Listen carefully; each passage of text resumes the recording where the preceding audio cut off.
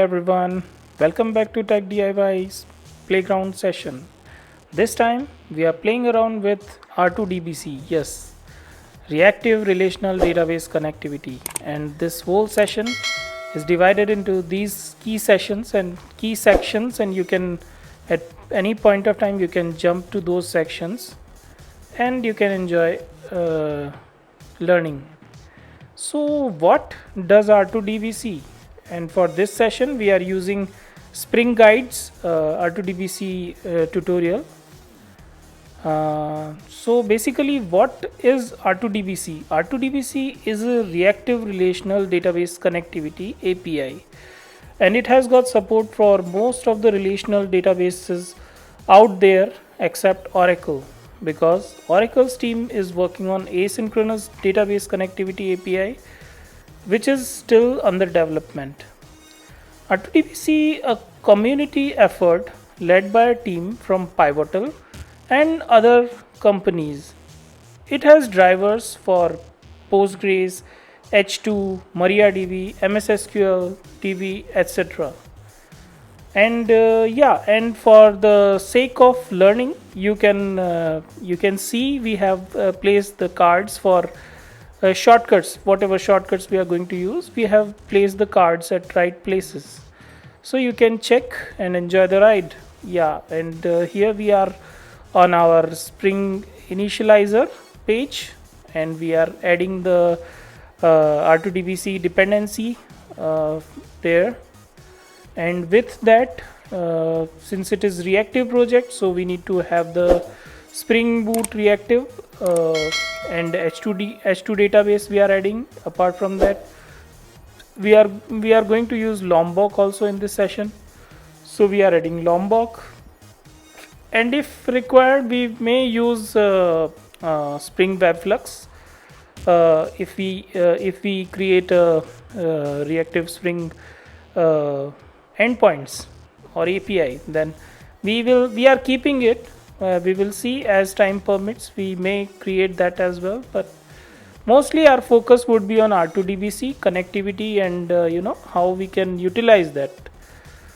So it's just a first hand use of this R2DBC API.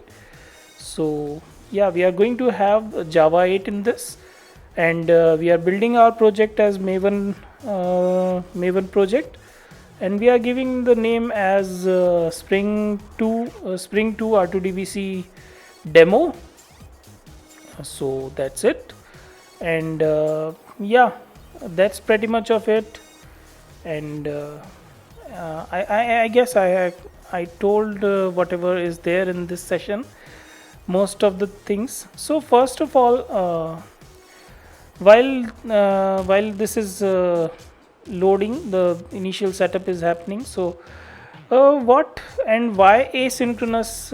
Why we are going? Everybody is talking about asynchronous.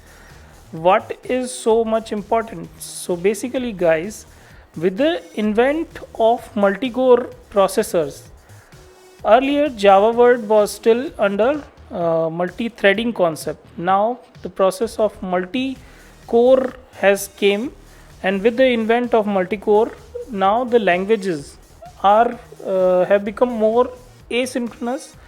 Asynchronous means it's something like that wherein we give away our task to the server, and it would be working on it, and it would respond as and when it finishes the work, and we don't need to wait for the server uh, for the completion of the process. So that's what asynchronous means. But most of the database connectivity APIs are written, mainly relational ones are written to support synchronous DB. Synchronous means we have to a thread would be waiting for the completion of fetching the results or whatever operation we are doing. So a thread would be waiting for that to complete. But in case of asynchronous, that is not the case. I mean, once the task is given to the processor, it would keep a hook, and it would go and perform the further tasks. So this is what asynchronous or reactive programming is all about. And yeah, so we have downloaded the project, and here we are opening that in our IntelliJ editor, and let it open. Please do hit like button and click on subscribe, and yes, press the bell icon to get the prompt notification. And yes, while pressing bell icon, you need to select the all option also to get all our latest happenings. Okay, so yes, and now let's talk about reactive programming first. When we discuss about reactive programming, first thing comes is pub sub. What does pub sub means? Pub is publisher, sub means subscribers. So reactive programming works on pub sub model, wherein a server is a publisher, and all the events, whatever events are it is publishing, the subscribers would be listening to those events. So that is how the pub sub works. Okay, so all our clients are subscribers, and publisher is a server. So in this and further concept other concept in this model of in this word of reactive programming is what are flux and what are monos. Okay, so flux are basically objects which represents a reactive sequence.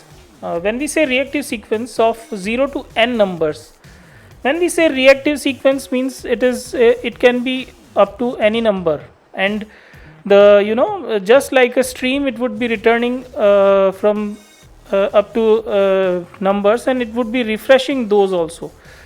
And yeah, and the other concept is mono. Mono objects are just one or nothing, or we can simply say single value or empty value. So 0 or 1 represents mono in the reactive world. So that is what flux and mono are all about. And as you can see, we have opened our pom.xml, and you can see all the things whatever we are having in our pom. So we are taking a pause here, so you can slowly scrolling, so you can see what and all dependencies are added here. So first is, yes, starter data R2DBC, and starter web flux, because as I said, we might use that. And H2DB we are using, R2DBC H2 we have added, which is at runtime scoped, and Lombok, yes, Lombok we are going to use for the sake of simplicity and usability of it. And for logging also we will be using Lombok, and this is the Lombok plugin we have added. So that's it. And yes, the shortcuts as I was talking about in the description or introduction section, we have placed the shortcuts right there. So we pressed command and 1, and it has opened us the project view, and we have opened this Spring Boot application class, which is having where we are going to have all the configurations. This time we are not having a separate configuration class, since it is a small POC.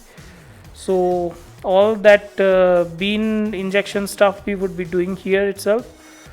So first of all, what we will need, if you might have followed our MongoDB example, you might see what we need is, first we need the connectivity establishment. And for that same purpose, we are going to define the connection factory. If you are new to relational words, don't worry.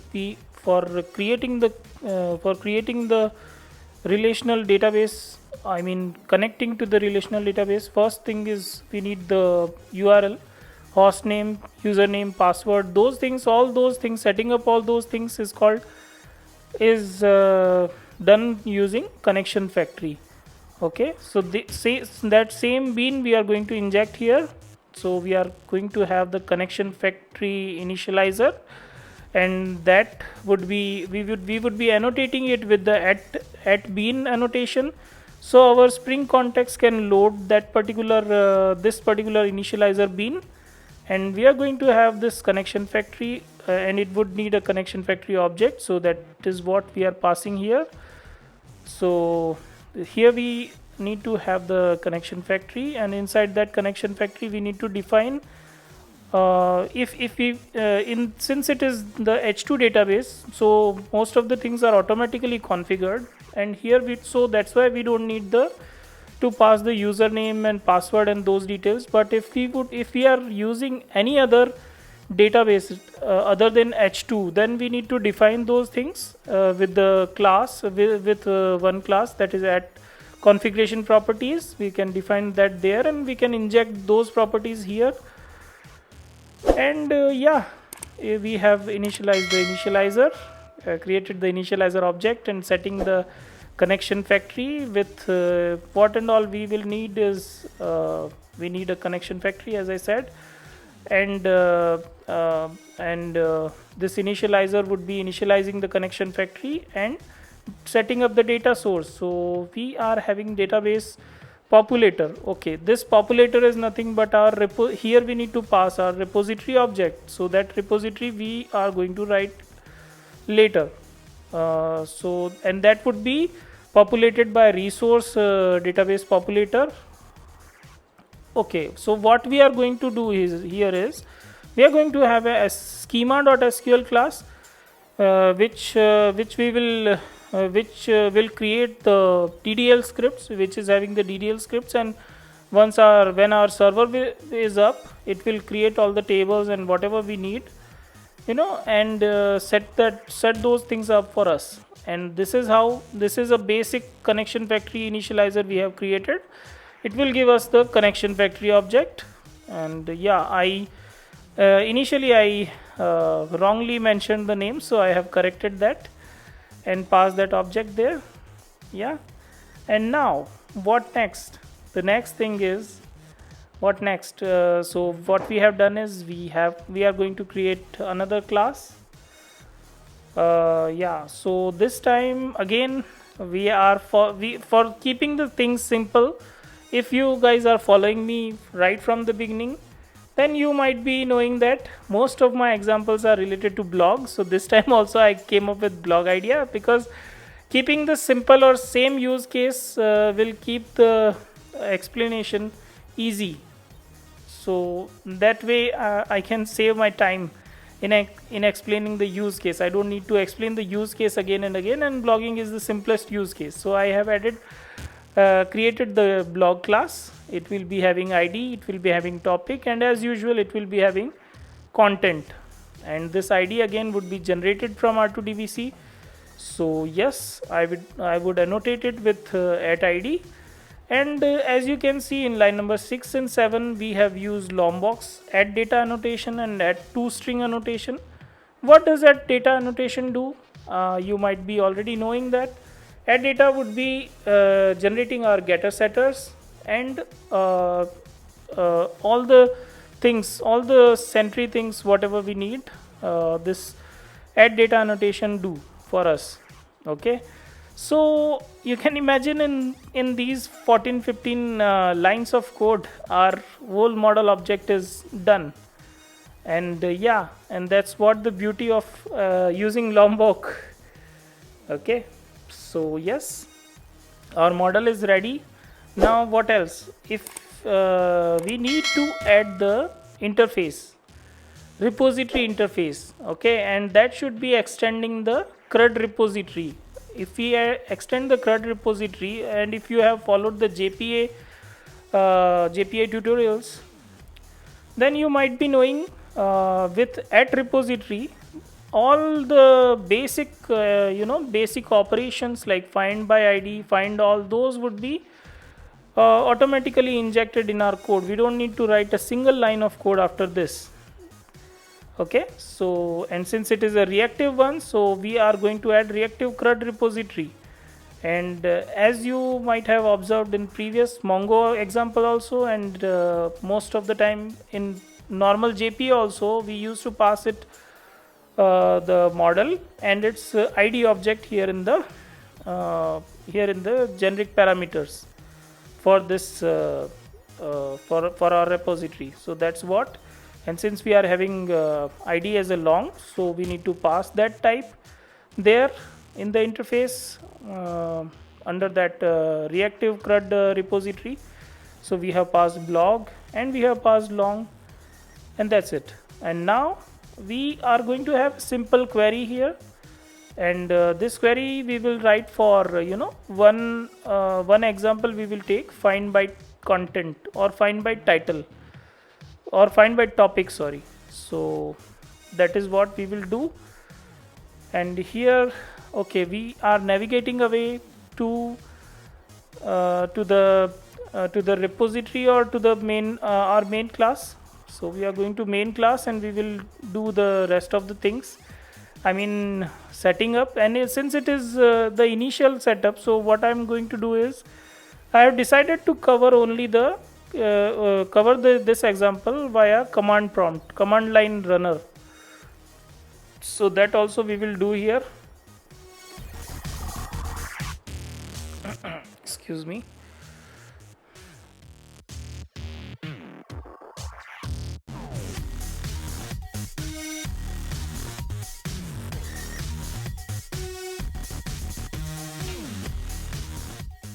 So okay, shortcut for navigation pen is command E in Mac and control E in Windows. And if we want to go to the edit point, recent edit points, what we can do is shift command and E will open this kind of edit pan where we can see the recently edited places. Okay, so we have come to this schema.sql and we are going to correct it and make it to reflect our blog example. So I'm changing the names of the fields here, content, topic, and the third one is id is as it is. We might use it and just renaming it to blog. And yeah, I'm going to remove this particular line 1 and there would be a surprise after this. So I will discuss that once it will come to us. So that I will discuss that time. And this is our schema.sql done. And again I press those magical key shortcut and yeah, and now we are going to see uh, our application class. So here we need to add the command line runner. As I mentioned earlier also, now we have decided to go with command line runner. So command line runner object we are going to inject here with add bean annotation in our Spring context. So that is what we are going to do here. But with command line runner, what we need is basically we need to pass an argument, and that argument would be the repository. So I will add that repository here in the line number 33. So I'm going to add that repository here, repository object, that is blog repository. And that same blog repository object we will use, and we will invoke the save, find all, find topic, find by id, all those methods we will invoke with this. So yes, that is what we are going to do. And yeah, and as I mentioned, few operations we are going to perform here. First is saving all the all data, then finding all the records, fetching all the records, then fetch record by id, fetch record by topic, etc. So I'm just giving the comments here related to them, and I will come back here after setting the stage properly. Okay, so now I'm writing my add query and its find by topic method. It would be returning me flux block, because there can be multiple objects or multiple objects with the blogs, or multiple blogs with the same topic. So all those blogs would be fetched. That's why I kept flux object here as a return type. And the query is very simple, very basic SQL query, that is select star from blog where topic, and the topic we are passing as the whatever topic we are getting from the user, we will be passing it here. And now we will write the command line runner object. So here we are invoking that save all, and we need to do the array as list. And yeah, when we say this log repository dot save all, it is basically invoking reactive CRUD repositories save all method, and it will be expecting, as you might have noticed, we have passed blog object, so it is expecting the blog objects. So we are creating several objects as and passing them as an array into it. So first is simply saying Java 16. Yeah, Java 16 is released and it has several very new features. So what are those new features? So in content we have simply mentioned that question. And what is happiness? Happiness is, keep learning and doing, stay fit, and don't think much about whatever is going on, because you cannot control that. So if you stay in that state of mind, you are happy, and do whatever you wish to do. Okay, that is what happiness is. And now, yeah, our target, we mentioned our target very cleverly here in the blog object, that is 100k subs, and the topic for target is target. Next topic is message. We have a very common message now, which is everybody asks about like, share, and subscribers. So we are also asking for that same. Yes, and notifications. Press the bell icon and hit all and select all from the option it covers after that, to get notified for each and every single thing happens here at Tech DIY. And yeah, and since it is reactive, so we need to ask and we need to say the stream to stop for some time, and that how we are telling that after invoking save all. So we are saying block last, and we are saying how much time duration it has to last. So it will say this block would last for 10 seconds, and that is what we have mentioned in line number 42. And now we are copying the same thing. Okay, now we are writing the find all method, and find all, what find all would be doing. So find all will create the result set for us. It will invoke the find all of R2DBC's reactive repositories find all method, and then whatever we need to do, we need to fetch the result set, and we need to set all those results into our blog object. That is what we will be doing inside that lambda. That's pretty much of it. And what we will do inside line number 49, we will simply print record one by one. So it will iterate for us. Do on next will iterate for us for over each and every single flux object. And yeah, it would give the result set and would iterate over it, and over a single object it would do whatever is needed. So we have copied the same thing for find all and find by ID, and we have done some beautification, although I'm not good at it, but yeah, I have added the logs properly. And now I'm going to add the same thing for find by topic. Remember, we have added the query for find by topic method, and we customized it somewhat in our repository interface. And yeah, so we have moved the fetch by topic comment over the proper place, and it seems all of our configuration and code is about to finish after this. And notification I added, yes. And what we would be doing, okay, here in find by topic we need to pass the topic, so I'm passing target here, and same as we have done for others. And one more thing, when we are just having one, we need to one object, we need to return block. So if we are searching with find by ID, so it would always return, it is always certain that it will return only single object. So for that case we would be using mono, and when we are returning mono, we can simply say block for that much time. Okay, so that is what you might have noticed here in find by id. And yeah, block and duration also we have given same. Because other places block last means last object of that. Whenever we get the last object, then we need to wait for 10 seconds till last object. That is what this block last says. Okay, and we are simply writing our block object. And since we have done the add to string annotation, lombok annotation on the block model, so that will take care of printing the complete block object. So yeah, so we are adding some more logs here and beautifying the things.